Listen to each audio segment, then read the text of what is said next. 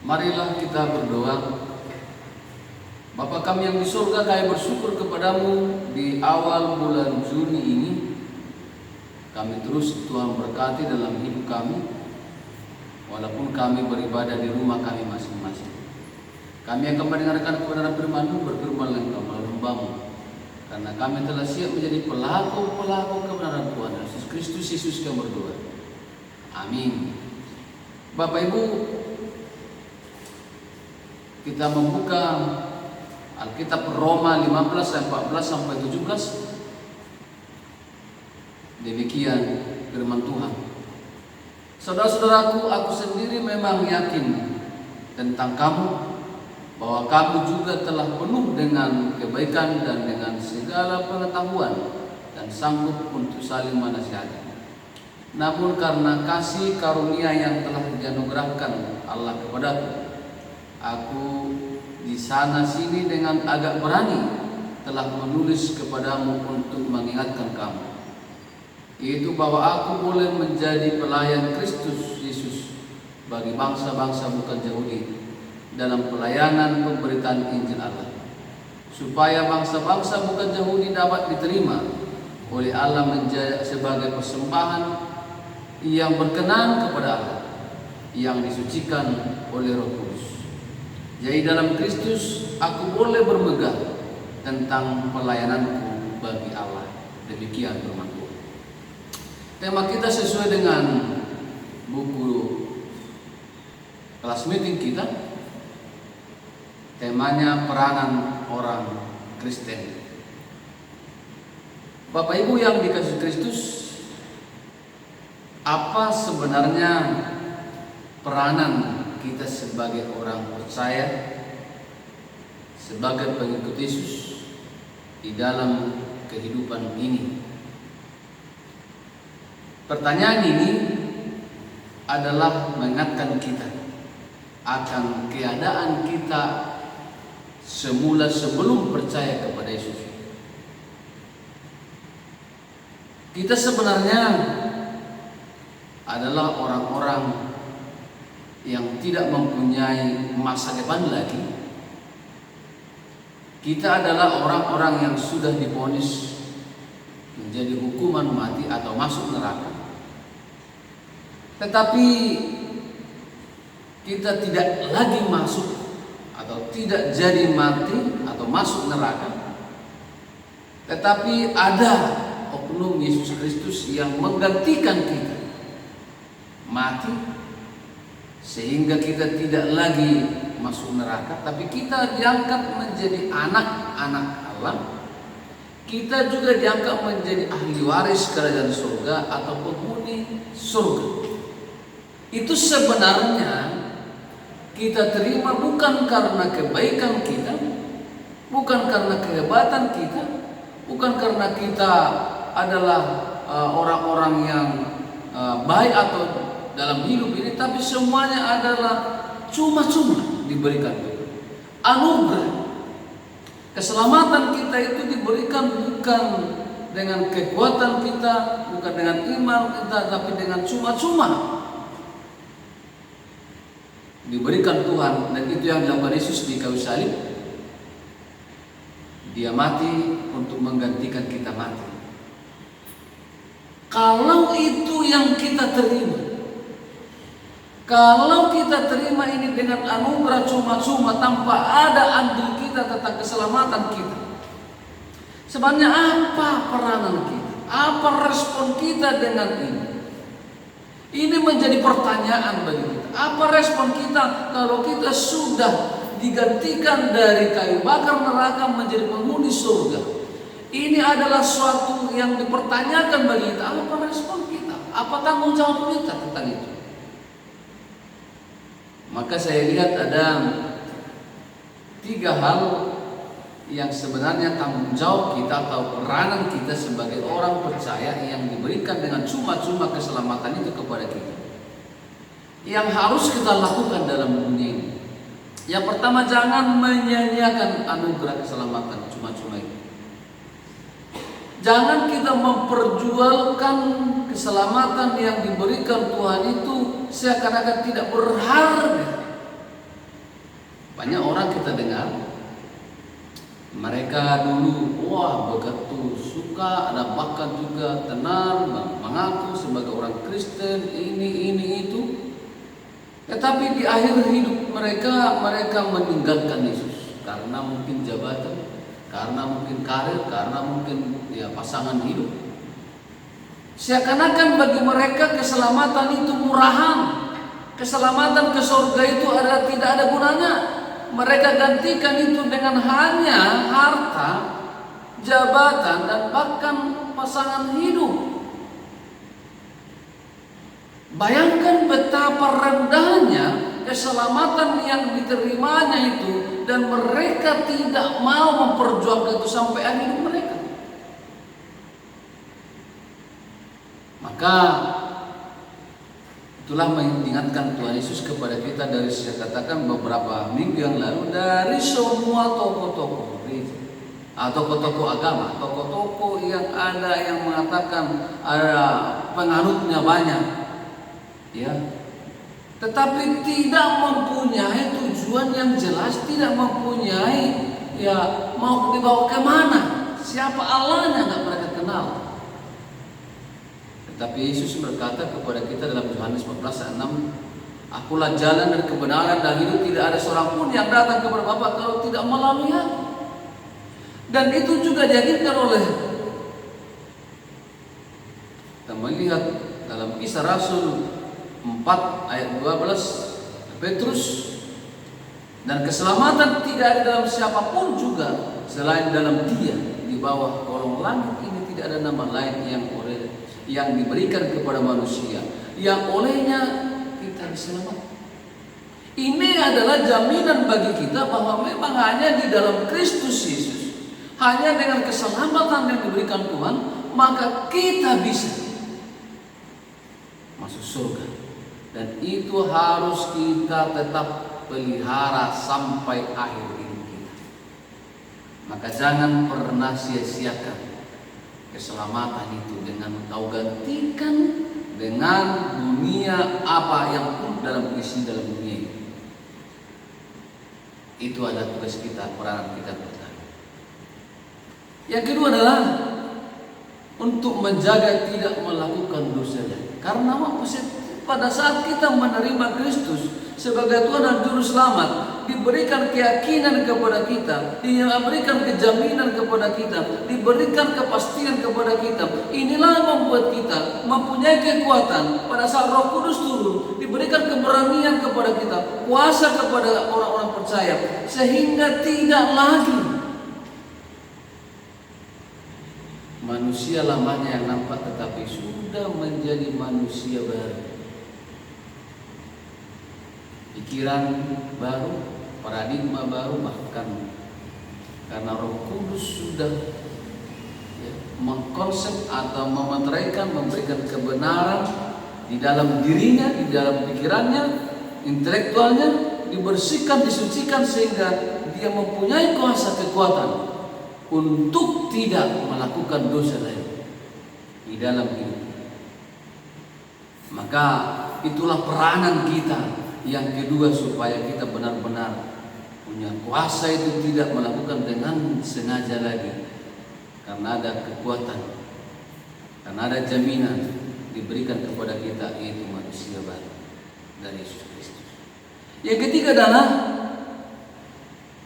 untuk memberitakan kabar baik atau Injil keselamatan yang diberitakan dan diberikan kepada Yesus kepada kita. Bapak Ibu yang dikasihi Kristus, kita tahu Yesus sendiri datang ke dunia ini, dan dia memilih 12 murid. Dan dari 12 murid itu ada juga yang mengkhianati dia, tetapi yang 11 itu terus dimuridkan Tuhan untuk bisa memberitakan kabar baik itu. Jadi 120 jadi 3.000, dan bahkan sampai sekarang ini, kalau tidak ada orang-orang yang dipakai Tuhan, yang percaya kepada Tuhan untuk melanjutkan estafet pemberitaan kabar baik itu, gak mungkin kita sendiri pun sudah diselamatkan. Maka pada saat ini kita sudah menerima Yesus sebagai Tuhan dan Juru Selamat, maka tugas kita lah estafet itu kepada kita sekarang.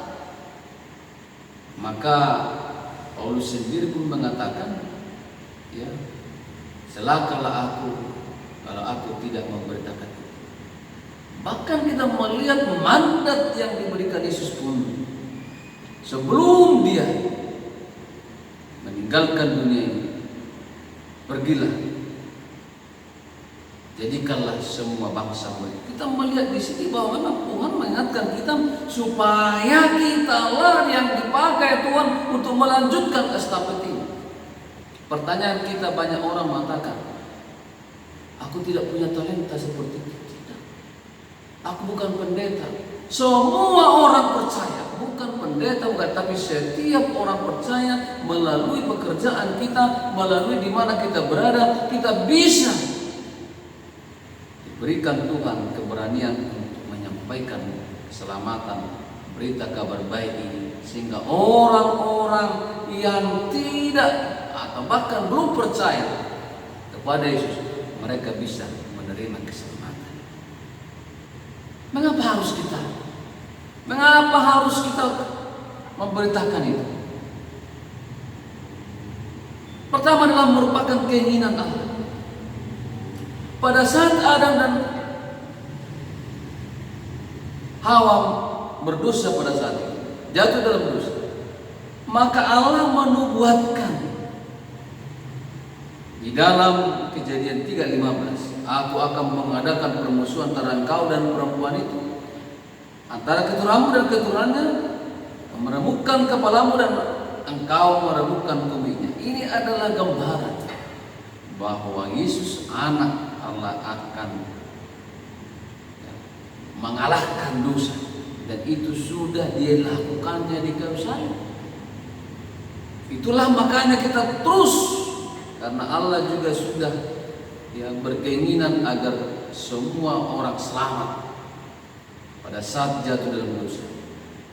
Ini keinginan Allah, supaya jangan ada orang yang tidak selamat. Maka kitalah yang bisa dipakai Tuhan. Yang kedua merupakan beban dan tanggung jawab kita semua, orang percaya. Yang pertama adalah merupakan keinginan Allah, dan itu juga tanggung jawab kita sebagai estafet kita. Dan yang ketiga merupakan kebutuhan semua orang berdosa. Kalau kita lihat sekarang ini,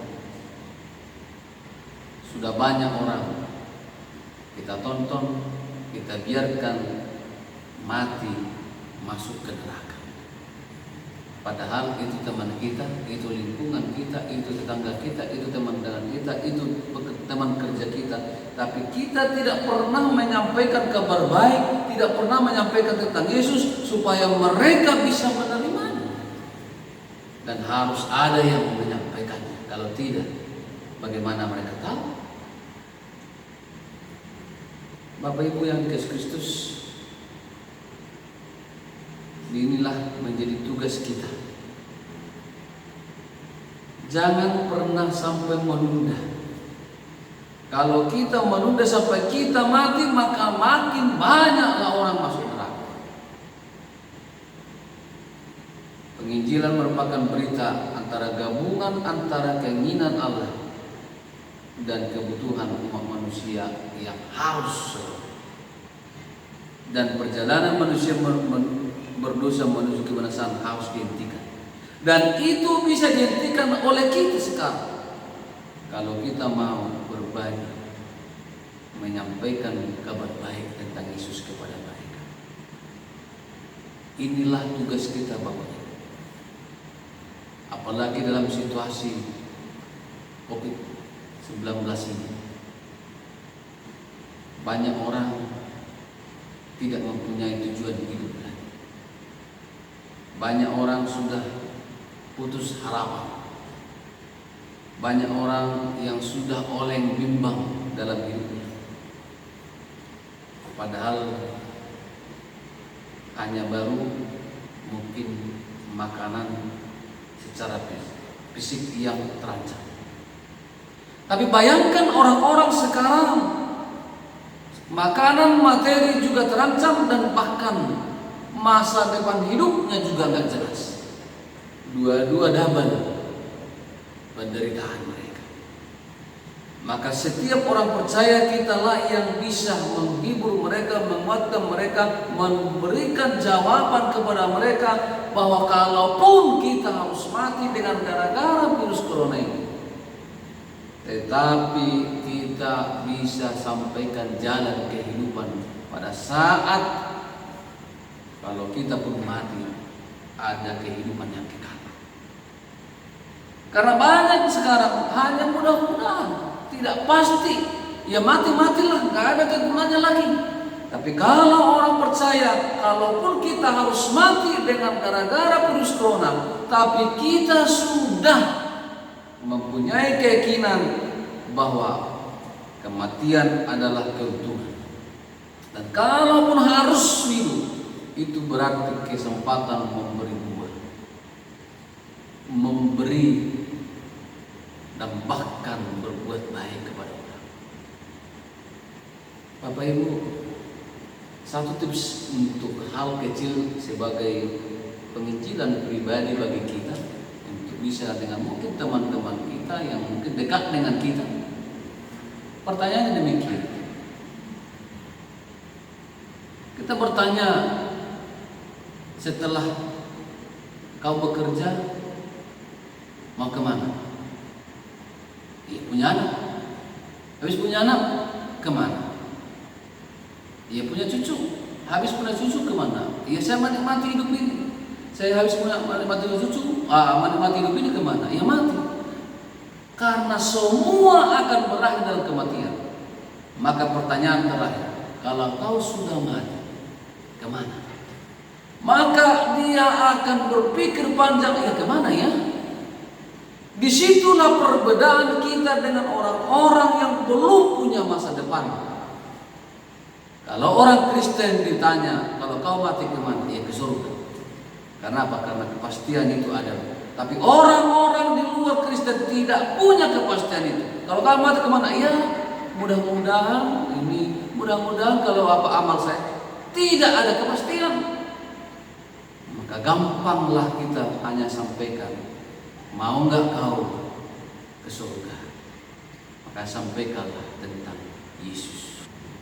Kalau kita sudah menyampaikan tentang Yesus, maka itulah jawaban yang mereka cari selama ini, sehingga mereka akan menerima Kristus dan bahkan mereka akan terus dipakai Tuhan nanti untuk melanjutkan estafetnya.